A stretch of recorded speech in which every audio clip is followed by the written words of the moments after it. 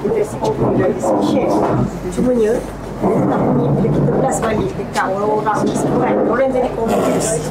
Dia cakap, hari tu kan dah register, tapi kenapa yang kena bayar pula? Sebab yang masa kita buat pre-registration tu kita tak decide lagi nak buat kat mana apa semua kan. So kita tak letaklah harga. So macam mana nak elakkan kekeliruan tu? Tapi kita nak dapat data diorang juga, sebab kadang-kadang dia ada tahu walk in apa tu, diorang tak isi properly detail tu. You just cari satu amount yang you rasa you nak jual tahun depan, you just letak that amount. Kalau lebih you refund, kalau lebih you bagi dia extra tiket, kalau kurang you anggap dia deposit. You just letak kat situ deposit saja. Ataupun tapi kalau deposit tu roket lah. Ataupun letak kat situ special price. Special price. Okey, berapa ramai dapat masa pre-registration tu? Dah 500 orang kan. Kalau you hanya ambil duit dia orang RM200, dia dapat dah dapat RM100,000. So RM100,000 tu simpanlah dalam tabung World Quran ni. Janganlah usik. Sepatutnya lah gitu kan. Okeylah, tak apalah, kita tak nak pening kepala lah. 200 tu besar dewan ni je. Kalau you buat kat convention center, 3 line je 200 orang. So kita afford tak kalau kita nak jual RM100 kepada 500 orang tu? Dapat RM50,000 kan? Dapat duit juga. So kita anggap je itu adalah kita punya pre-entry punya duit, revenue. So daripada RM50,000 tu, kalau kita run ads RM50,000 tuan, agak-agak sepuas hati tak tuan? Tuan, kalau dapat bajet ads RM50,000 kan, agak-agak kita tidur senyum ke macam mana? Berjoget rasanya. Berjoget dapat RM50,000. Jadi isu dekat sini adalah bukannya kita tak boleh, tak ada hasil itu. Kita tak pernah plan hasil itu di mana. Nak korek hasil tu kat mana. Kita ada ladang ni, kita ada lombong emas ni. Saya cakap tu terang, yayasan ni dia ada satu kelebihan yang sangat besar, dia attach dengan Karang Craft. So daripada segi trust, zero risk. Orang kata zero risk. Maknanya orang tak kenal pun tak apalah yayasan ni, orang kenal Karang Craft. Zero risk. So aku letak 200 ke, aku letak 150 ke, aku takkan kena scam lah. Sebab believer dah ada. So kita cuma tak guna saja benda tu untuk make sure kita dapat hasilnya. Oh sedap kalau boleh tonggang Karang Craft ni sedap tu. Sungguh. Tak ada waktu tinggal sini. Apa tuan yang bagi tahu? Kalau tuan tak ajar, Tuan kena jadi konsultan kat sini. Itu bincangan Tuan Alip lah. Sebab saya baru masuk kerja je bulan 7 hari tu. Dari mana? Saya cuti 2 tahun. Saya duduk kampung, buat kebun dengan klien-klien saya lah yang personal saja. Kata saya tak terlibat sangat dengan training digital ni. Di Sarawak ya, di Sarawak. Di Tebedu. Datanglah. Kalau nak datang nak buat trip bulan 1 di Tebedu. Kami ada lebih kurang 15 pokok ke 20 pokok durian. Semua pokok Tebedu. Tebedu. Tiket murah je. Sarawak pergi balik pun 300. Siapa sponsor? Tak boleh lah. Tanya yayasan lah. Ni dah banyak untung ni, sponsor lah. Retreat. Tak, event tak ada profit. Tapi boleh jalan. Pre-event. Pergi promo kan? Contoh masa you all tengah dekat atas pentas tu kan. Contoh lah ni. Jadi saya masuk juga tajuk ni. Contohnya, semasa event tu, kita dah war-warkan dah. Siapa yang nak beli recording event ini? You nak beli recording tak? You all nak beli tak recording? Okay, you nak beli recording, harga recording RM150 sahaja. Kita bagi full recording event. Apa dia? Apa isunya? Ada isu tak nak jual? nanti kena tunjuk balik Lepas tu nak bagi semua kita akan bagi kat TV kan. TV. Macam last year kita bagi kat Bali. TV Hajrah bagi berapa ibu? Patah balik kepada objektif. You nak untung ke? You nak nak infak. Patah balik. So you nak infak. Okay, boleh lah you nak infak. You infak lah Quran Hours ke. You infak lah Malaysia Quran Hours. Yang ini janganlah infak. Betul, yang ni sebab berbayar. Yang ni sebab bayar. Ini jangan infak. Yang ini kita jual. Nanti orang bayar cakap apa? Tapi insyaAllah disampaikan. Sampaikan je, bagi tahu je. So kalau daripada 150 tu, tak apalah, tak adalah 1,500 orang tu beli sebab 500 tu student kan. Katalah 200 orang beli. At least you ada duit untuk rolling, untuk buat lebih banyak kebaikan. Cakap amalan tak boleh pula, kebaikan. Takut tertonggang sangat kan. Kita relax je dulu. Kalau macam kita jual dekat stesen TV yang nak ambil recording itu just itu je lah customer kita kan. Kita tak payah ke nak buat juga yang jual dekat. Objektif kita apa? Dia semua patah balik pada objektif. Kita jangan gunakan perkataan kalau. Kita tengok objektif dulu. Okey, ini capai kita jika kita jual kepada TV, Jual semua. capai tak objektif kita? Kalau kita nak buat infak, kenapa kita nak bagi Al-Hijrah saja? Bincanglah dengan TV-TV luar negara. Sebab dia bahasa Inggeris. Macam international. Yes.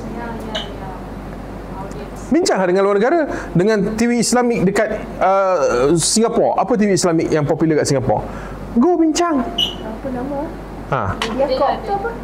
TV Islamik di Indonesia, di Thailand. di Thailand, di Brunei, di Turki.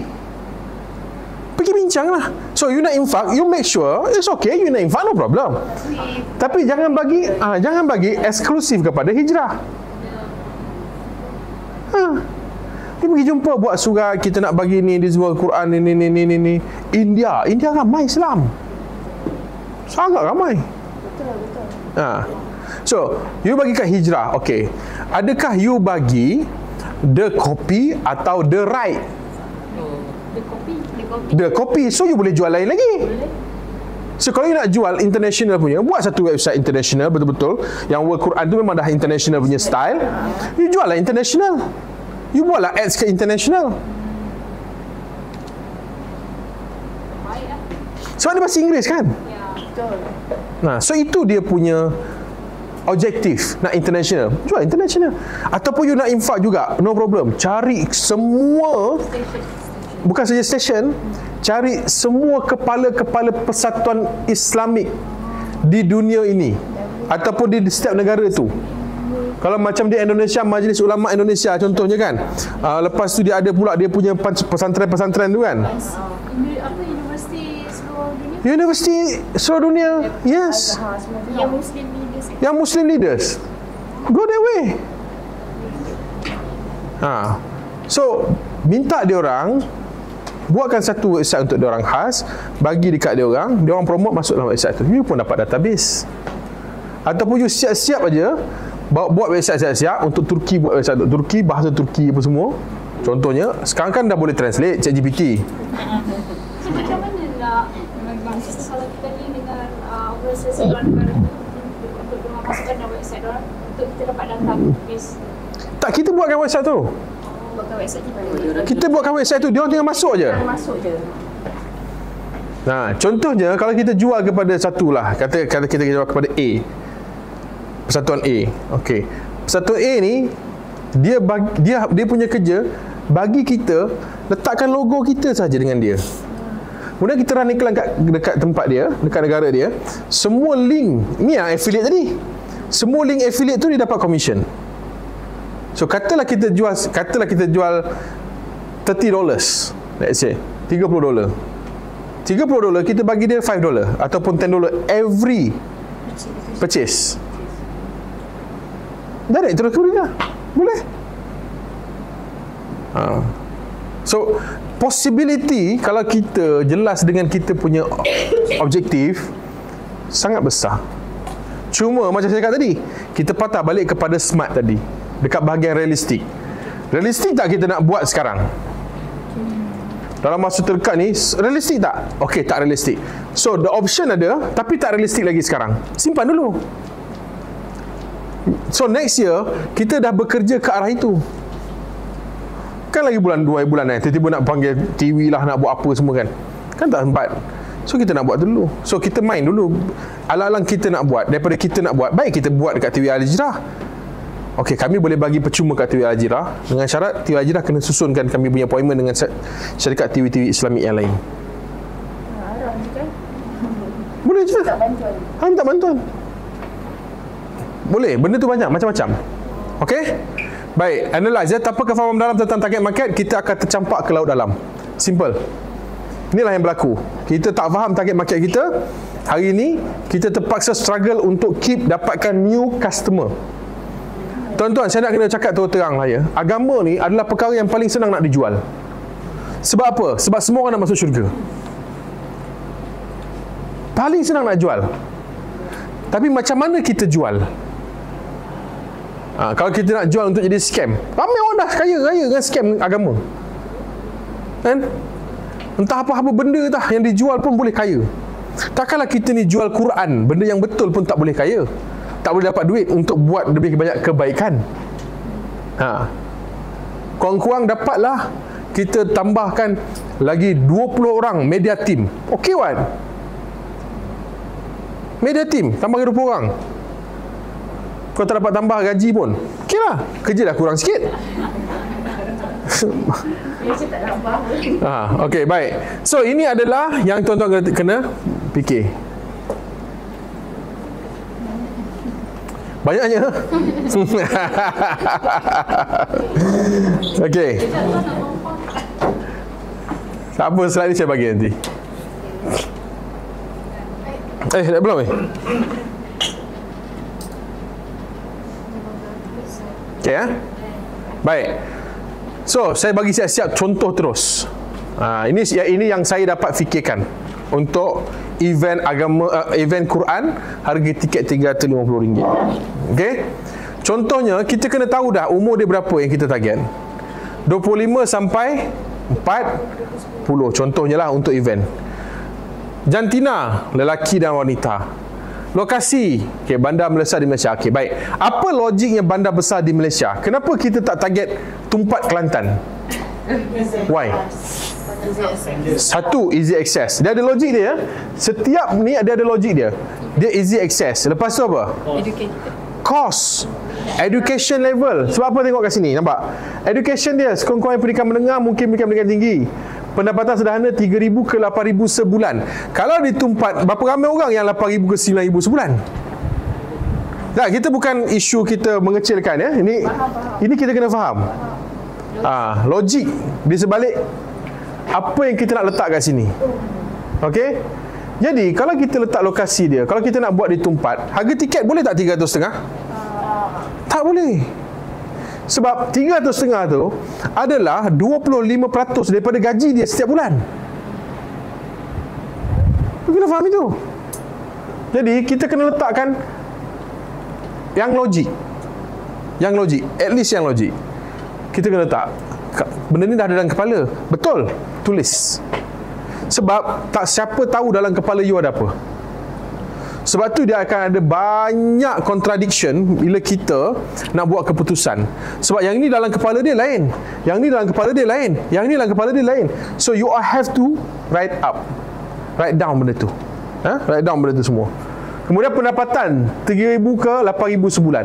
Orang yang gaji 1,250 ataupun 1,300, dia akan consider tak untuk pergi event yang harga dia 400? Dia minta bayar separuh-separuh. Okey. Dia boleh pergi ya, tapi akan minta bayar separuh-separuh. Dia nak ansur-ansuran. Ada kes. Jadi ada tak kita sediakan ansuran? Mula tu tak ada. Lepas tu baru ada. Ansuran cara apa? Yang sumbang tiket tu. Yang kita buka dana dan buka sumbang tiket berapa yang dia mampu bayar. Boleh orang lain. Ah. Pandangan atau ni untuk guna orang bayar atau ada apps.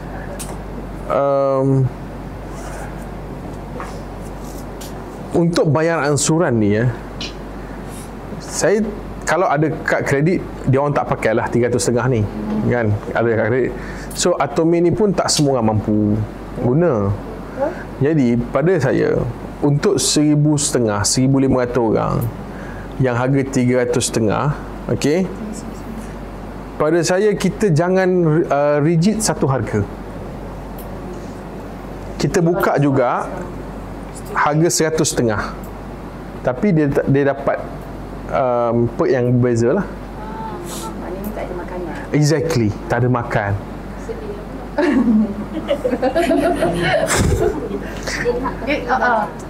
Dia so, ada orang dia nak datang, dia tak suka makan hotel, dia nak datang.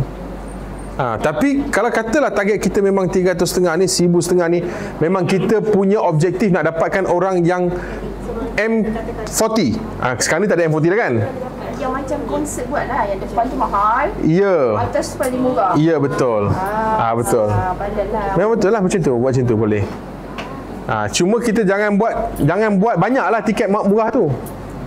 Kita buat dalam 200, 300 tiket murah, sudahlah. Dan kita tak promotekan yang tu pun. Kita promotekan for this special case. Yang kes macam ni.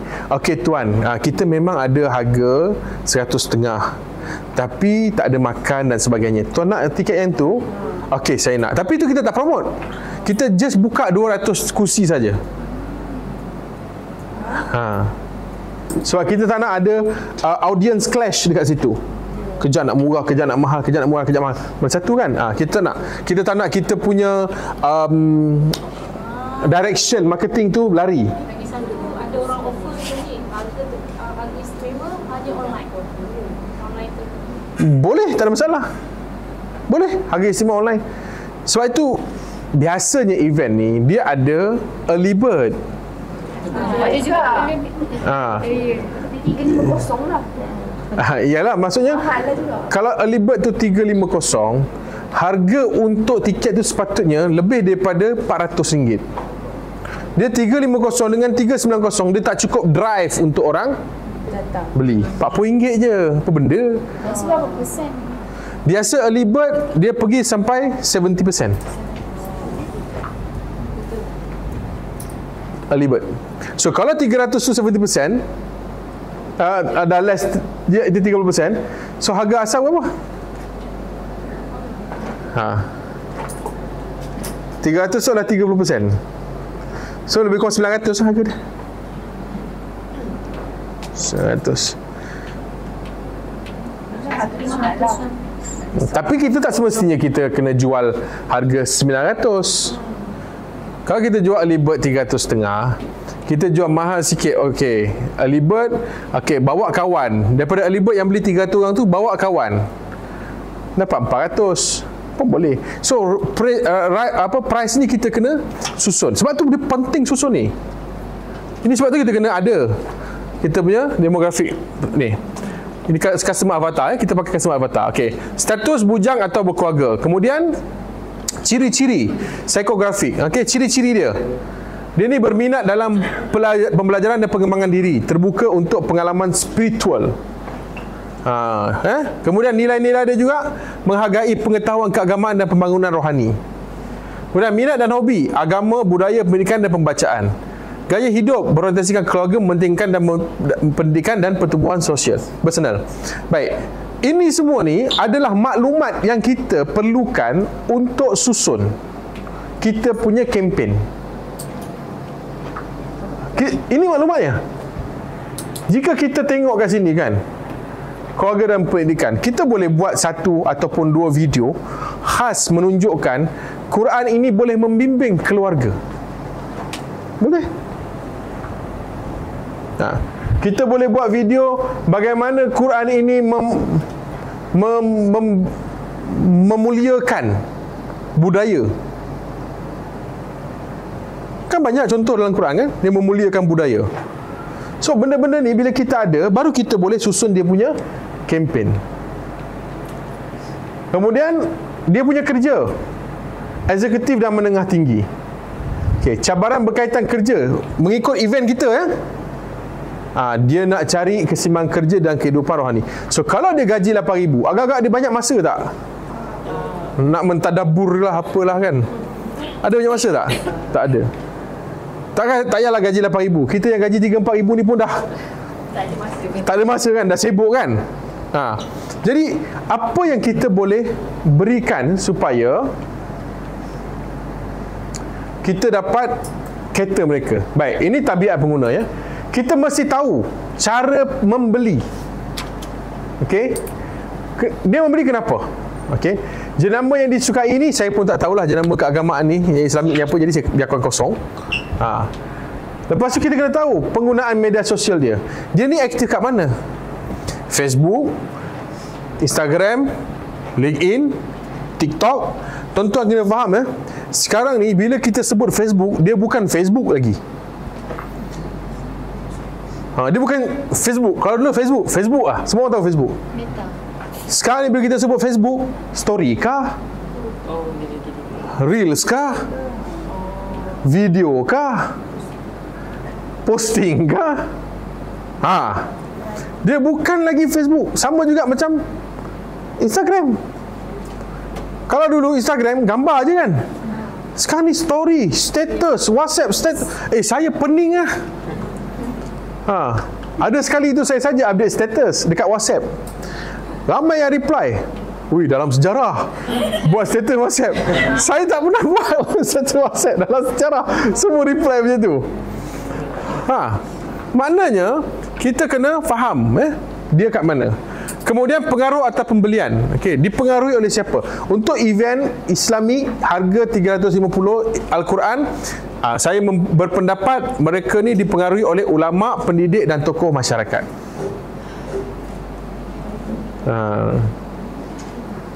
Betul tak?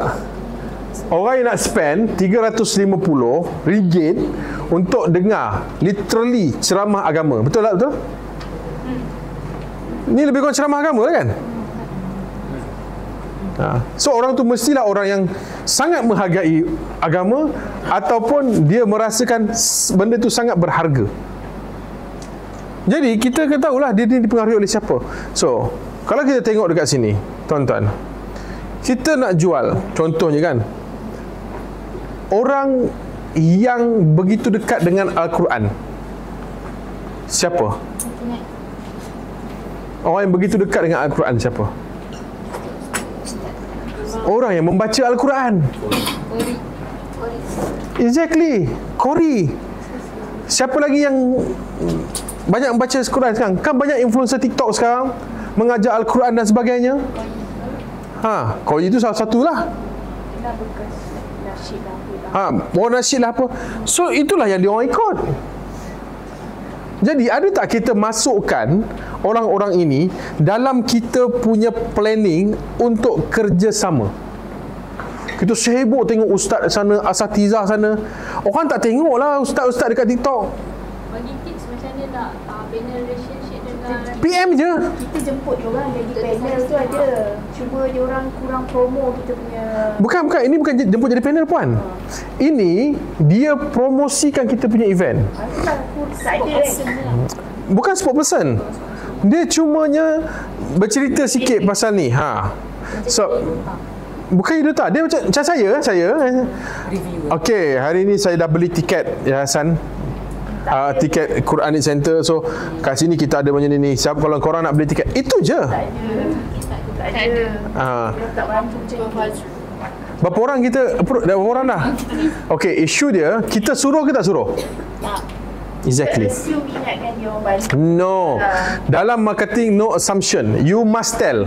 So maknanya kalau kita PM, kita straightforward dia promosikan barang kita. So try tanya juga adakah benda tu berbayar atau macam mana. So kita straightforward lah. Tanya je.